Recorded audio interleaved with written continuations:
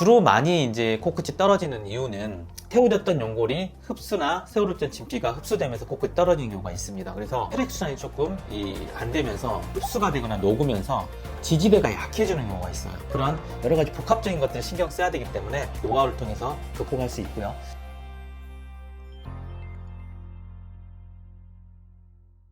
아름다운 코, 숨쉬는 자유, 바로코 대표원장 김준입니다. 오늘은 코 수술 후에 왜 자꾸 코끝이 떨어지나요? 라는 주제에 대해서 알아보도록 하겠습니다. 예전에는 콧대만 높으면 예쁜 코라고 그랬죠. 근데 그때와는 달리 이제 코끝에 대해서 수술을 많이 이제 하게 되고 또 자가연고를 많이 사용하게 되면서 코끝이 떨어지거나 또는 코끝이 처음에는 예뻤지만 안 예쁘게 되거나 이런 문제들이 많이 발생합니다. 코끝 처짐을 이해하기 위해서는 코에 대한 해부학적 이해가 좀 필요한데요.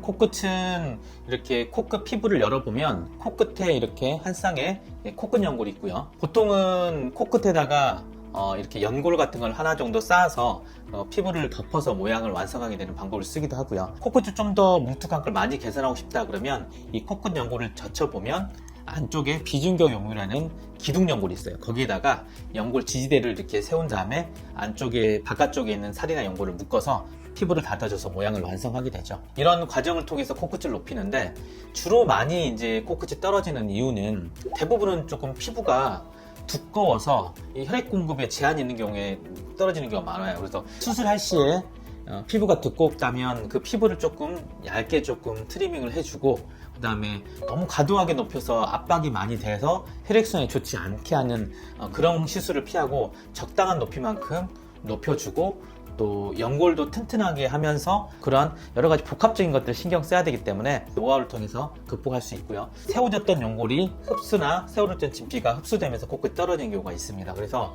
지지대를 다시 새로 세워줘서 이 연골이 눌렸던 거를 다시 펴주고 묶어주는 방법으로 수술을 하게 되고요. 그냥 진피가 좀 흡수된 경우에 밑에 지지대가 충분히 남아있다 이런 경우에는 연골을 재이식해서 진피보다는 연골 또 연골보다는 다듬어서 슬라이스 해가지고 뭉쳐가지고 만든 연골 이런 경우에는 또 혈액순환을 좀 잘 받기 때문에 흡수가 좀 덜 되거든요. 그래서 한 6개월 정도는 봐야 되는 것 같아요. 그래서 제가 아무리 잘 높였어도 조금 흡수가 된다 이런 경우에는 6개월 정도 지나면 피부가 좀 부드러워졌다 그러면 코끝 처짐 원인을 찾아서 해결하는 방법이 좋다고 할 수 있습니다. 정말로 코끝 처짐을 막기 위해서는 이제 연골이 좀 튼튼한 경우에는 귀연골이나 비중격으로 이렇게 연골을 지지대 방식으로 쌓는 것보다는 지지대 방식으로 써서 하고 부족한 부분은 조금 연골을 쌓거나 이렇게 해가지고 수술을 하는 게 좋고요. 조금 코끝이 조금 처지게 예상이 되고 아니면 이 코끝에 이 피부가 갑자기 두껍다, 재수자 이런 경우에는 자가내경 같은 걸 이용해서 구조부터 튼튼하게 잡아주는 게 중요하고요.